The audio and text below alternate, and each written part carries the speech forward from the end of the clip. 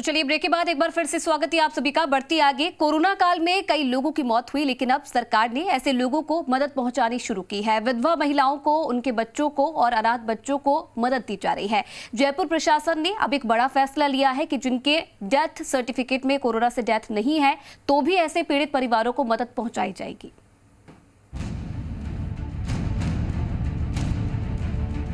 Corona की दूसरी लहर में बेसहारा हुए परिवारों को लेकर प्रदेश की सरकार ने संजीदगी दिखाते हुए उन परिवारों को संबल दिया जिन्होंने सब कुछ खो दिया है।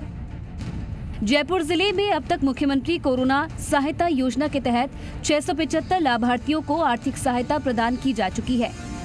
ये सब कुछ हुआ आर्थिक सहायता के नियम आसान करने के बाद। जोटवाड़ा पंचायत समिति के हाथोज निवासी सत्यनारायण की मौत 27 मई को हुई। मौत के बाद प्रमाण पत्र में कोरोना से मौत नहीं लिखा, लेकिन आरटीपीसीआर रिपोर्ट और अस्पताल में इलाज के दस्तावेज थे। जब तक नियमों में बदलाव नहीं हुआ, जब तक आर्थिक सहायता के लिए सरकारी दफ्तरों के चक्कर काटते रहे। लेकिन नियम आसान करने के साथ ही अब पत्नी और 2 बेटियों को आर्थिक सहायता दिलवाई जा रही है। ये तो महज एक उदाहरण है। ऐसे प्रदेश में कई मामले हैं जिनकी डेथ कोरोना से हुई, लेकिन सर्टिफिकेट पर कोरोना से मौत होना नहीं लिखा। लेकिन अब राज्य सरकार के नियमों को आसान करने के बाद इन परिवारों को राहत मिली है।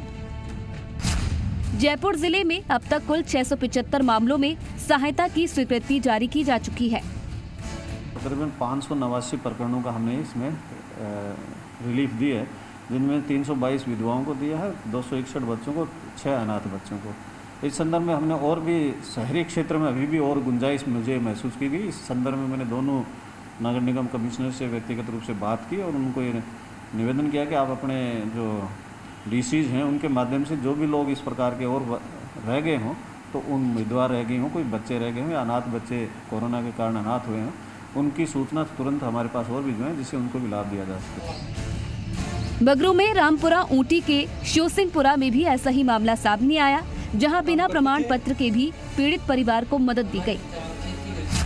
ग्राम पंचायत रामपुरा ऊटी के शिवसिंहपुरा गांव का मामला। घासीराम 27 मई को बीमार होने पर एसएमएस अस्पताल में भर्ती हुए।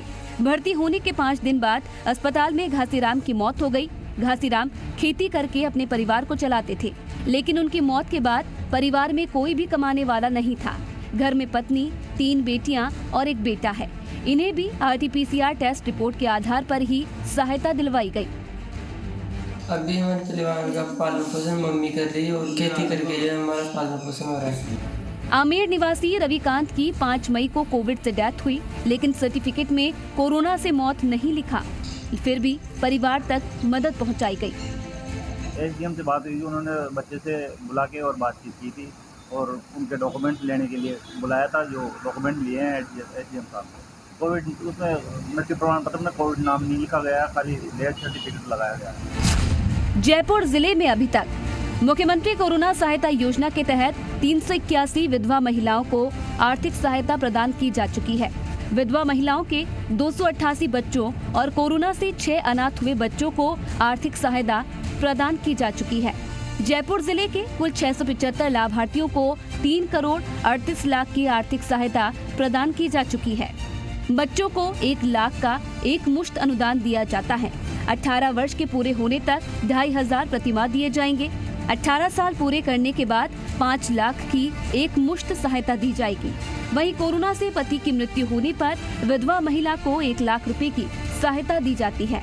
प्रतिमाह 1500 रुपए विधवा पेंशन और बच्चों को 1000 रुपए प्रतिमाह और स्कूल यूनिफॉर्म और किताबों के लिए सालाना 2000 रुपए की सहायता दी जाएगी। जयपुर जिले में अब तक 322 विधवा महिलाओं को, 261 बच्चों को और 6 अनाथ बच्चों को, कुल 589 लाभान्वितों को इसमें लाभ प्रदान अब तक किया जा चुका है। प्रशासन की कोशिश 100% लोगों तक योजना का लाभ पहुंचाने की है और इसके लिए दोबारा सर्वे किया जाएगा। सर्वे के आधार पर शामिल परिवारों के आवेदन पत्र भरवाकर उन्हें सहायता राशि प्रदान की जाएगी। दीपक गोयल, जी मीडिया, जयपुर।